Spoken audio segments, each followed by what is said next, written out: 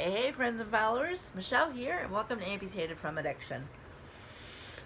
Today is Friday, May 17th, 2019. I apologize for being late.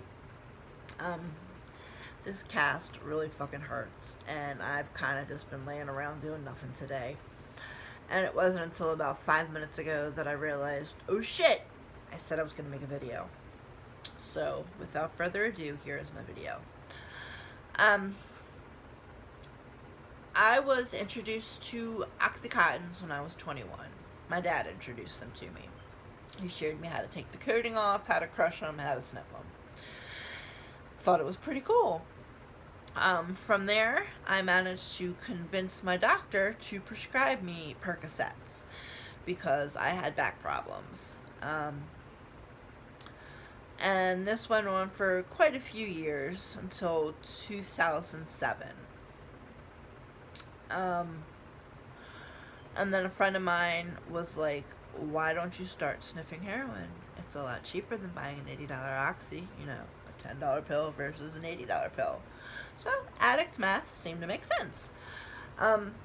So I sniffed heroin for about a year, and I still managed to work, and it never really became like a problem. I don't think at that point I had even experienced dope sickness. Maybe one time I didn't have pills and I got sick. And honestly, I thought it was just like a stomach bug. But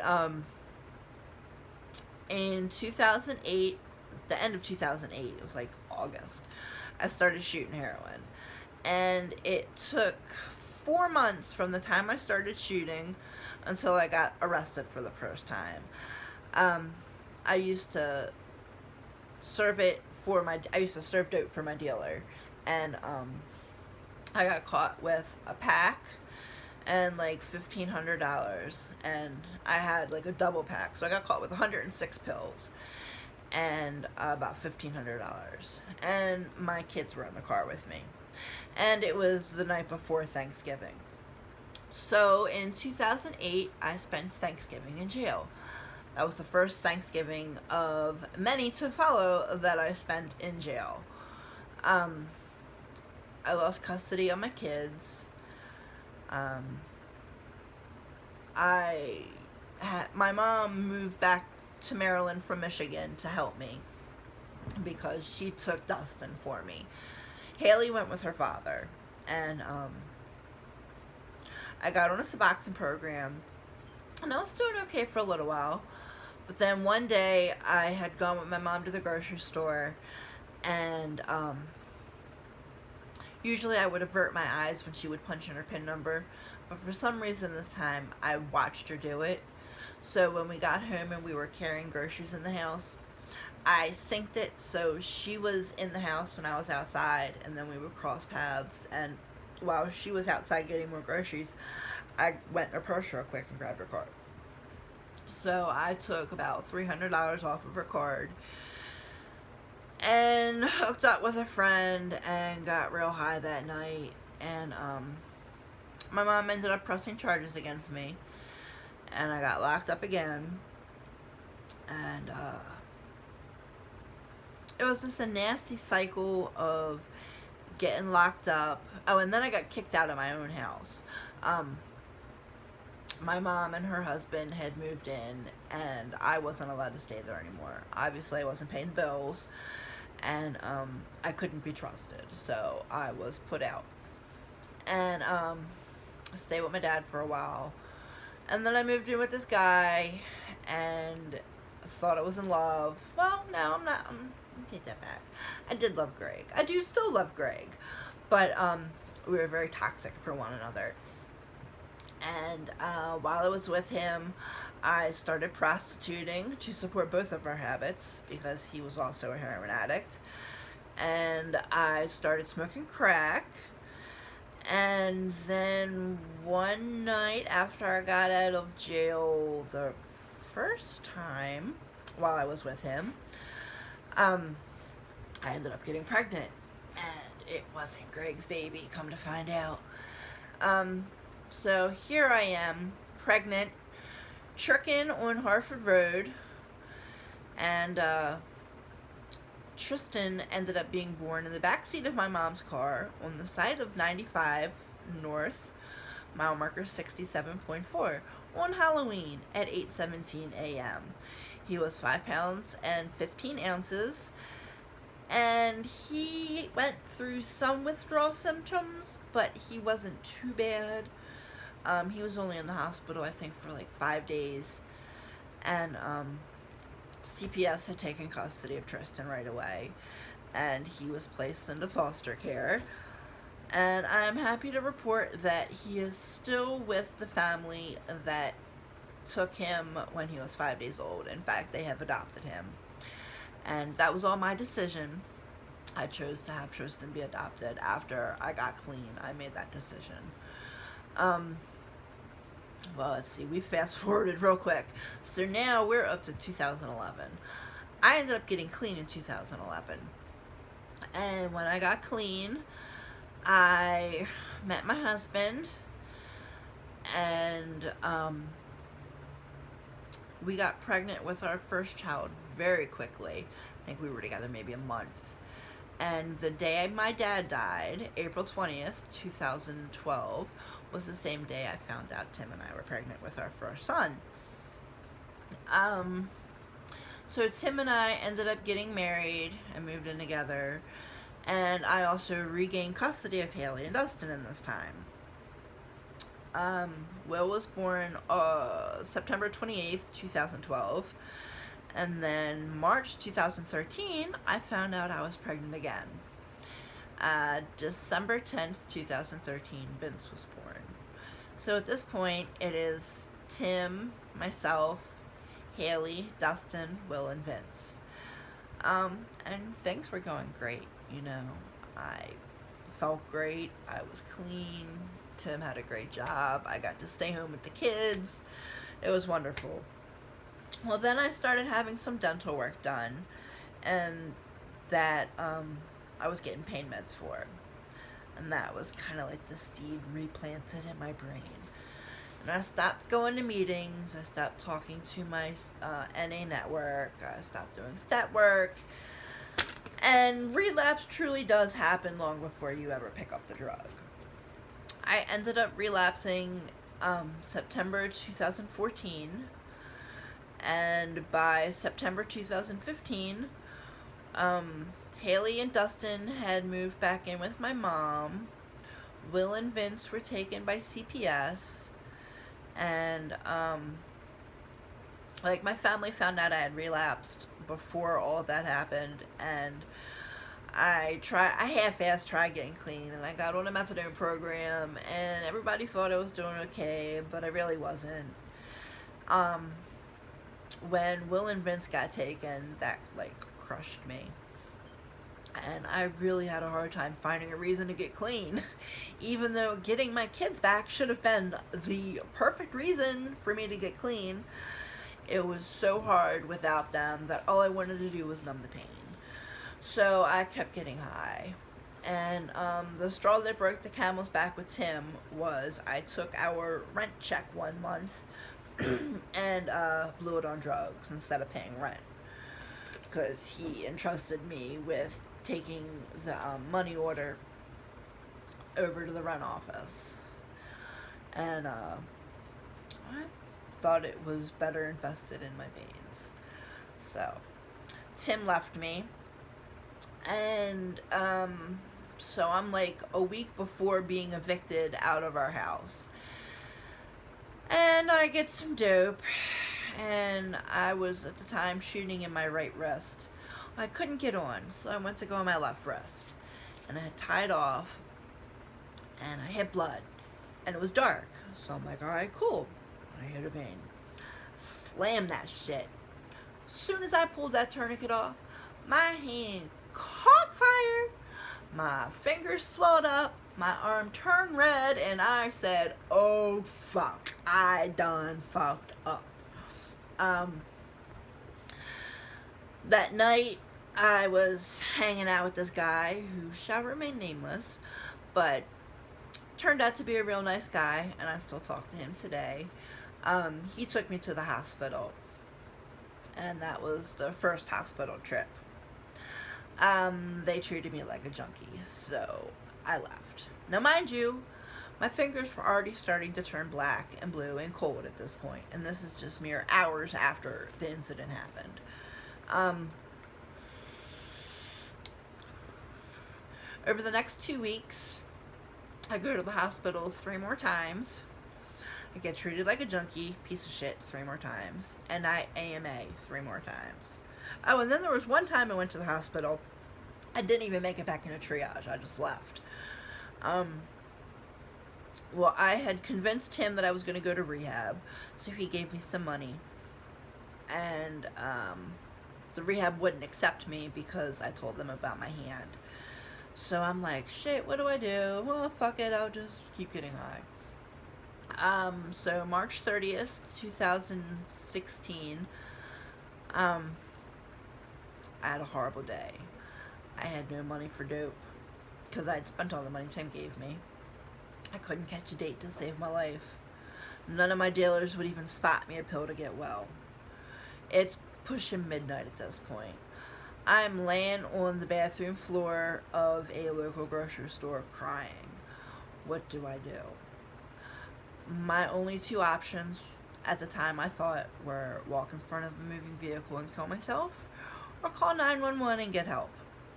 So I did the smart thing, and I called 911 and I got help. The ambulance transported me to shock trauma, and within 12 hours I was in the emergency room and they performed a vein graft to try to restore the circulation in my hand. Unfortunately, the vein graft didn't take. But I was in the hospital for about a week, and I was great because I didn't need to shoot heroin because I was being given all this fucking Dilaudid. I was in heaven. So I'm being prescribed pain med. So I'm like, okay, cool. I can get into a recovery house now. I just need to find somewhere that'll take me. So I found a recovery house that would take me, and I moved in there. And for the next 3 months, I lived there.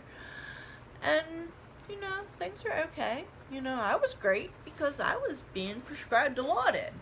And, I had myself convinced I was clean. I was doing great, even though I was shooting fucking Dilaudid. I wasn't doing heroin, so that I was doing okay. I hated this recovery house, so I ended up moving out, and I ended up I ended up renting a room in this guy's house. And while I was there, basically I had no accountability for myself. So, I did what I wanted. And at that point, Tim found out that I was shooting. He didn't know what I was shooting, but it didn't matter. The fact was I was shooting drugs. And he basically told me, that's it. I'm done trying to work with you. Our marriage is done. So, at that point, I said, well, fuck it. So I went back to using heroin. And, it was about a month or so after that I got evicted from the room for not paying rent. So I moved in with a friend back in Parkville. How convenient. And I started tricking again. And, shooting dope real bad. Smoking crack real bad. This lasted for a couple months. Because in December 2016, I had my first open heart surgery because I had developed endocarditis. I spent an entire week laying on the floor of the abando a bunch of us stayed in, illing the fuck out, almost dying because I was so sick. Finally, the one day I was able to get up, I called my mom. She came and picked me up. I must have smelled like a fucking dirty toilet. I can't even imagine how bad I smelled because I laid in my own shit for about a week from the detox off of the heroin, but I was so sick from the endocarditis, I didn't even care. So I go to the hospital. Not only did I have endocarditis, but I needed my spleen removed. So they transported me to university once again, and I had a splenectomy, and my first valve repair. I had to have my mitral valve repaired. When I was released from the hospital, they sent me to this horrible rehab, like a nursing home rehab, and I made it one night, and I ended up having Larry come pick me up, because if he wouldn't have picked me up, I'd have just gone right back to Hartford Road. And I proceeded to get on a methadone program, and the methadone program wouldn't raise my dose, so it didn't take long for me to start getting high again. And when Larry found out I was getting high, he gave me the boot. So I went back to what I knew. I went back to Hartford Road. And I stayed on Hartford Road until July of 2017. And then one night, Larry came down to see how I was doing and invited me to come spend the night, to get off the street for a night, get some rest. So I saved up enough money to get enough dope, and I came down to Larry's and, enjoyed not having to do anything that night. Well, one night has turned into, since then, I haven't left. The end of September of 2017, I couldn't walk. I had this horrible pain in my hip. I didn't know what the fuck was going on. So I go back to the hospital. I had some infection in my hip, but I also had endocarditis again. Well, it took about a month to convince the doctors to perform another open heart surgery to fix my heart, because they didn't want to do it because I relapsed after the first surgery. Why wouldn't I relapse again? But to their absolute surprise, I'm still clean today. But they ended up doing another surgery. I needed my mitral valve and my tricuspid valve repaired this time. I was in the hospital for 7 weeks. And when I was discharged from the hospital, I came back to Larry's. And I've been on a methadone program ever since. I've been clean since October 2nd, 2017. So I'm just a week and a half, 2 weeks shy of 20 months clean. After a few months of being clean, I decided to go back to my hand doctor. So I made an appointment and saw Dr. Egelsetter, and since August, I have had 6 surgeries on my hand, and y'all know what's been going on with that. I have surgery number 7 coming up on Tuesday. Since getting on methadone, I've turned my life around, My 2 oldest kids who wouldn't talk to me when I had that last heart surgery talk to me now. They see me. They confide in me. I'm a part of their lives again. I still don't get to see Will and Vince, but that's some shit I gotta deal with, when their adopted mom is ready to let me start to be involved in their lives again. I most certainly will be. I've started doing training classes and doing my volunteer hours so I can become a certified peer recovery specialist, because substance abuse holds such a special place in my heart. Not the getting high part, but the wanting to help people. I hold that near and dear to me. And that's part of the reason why I make these videos, because if I can save one life, then my job is done. And I hope to save more than one life. So, yeah. In a nutshell, I'm pretty sure that's all my story. Obviously, I left out, particulars about, I don't need to tell you what I was doing. You don't know what I was doing. I was out there sucking dick. I don't need to tell you about the night that Joe picked me up and, we got fucked up on crack and all that. I told you my story. I told you where I came from, where it took me, and how I've gotten to where I am now. So, if anybody has any questions, please feel free to ask, and I will answer any question you have. So yeah, Hope everybody has a great weekend. I'm off to Williamsburg again tomorrow with Larry and my friend Brooklyn. We're going to the Rebel Roost, and we're gonna go hit the big craft show, flea market, antique show thing they got going on in Gettysburg. So, deuces.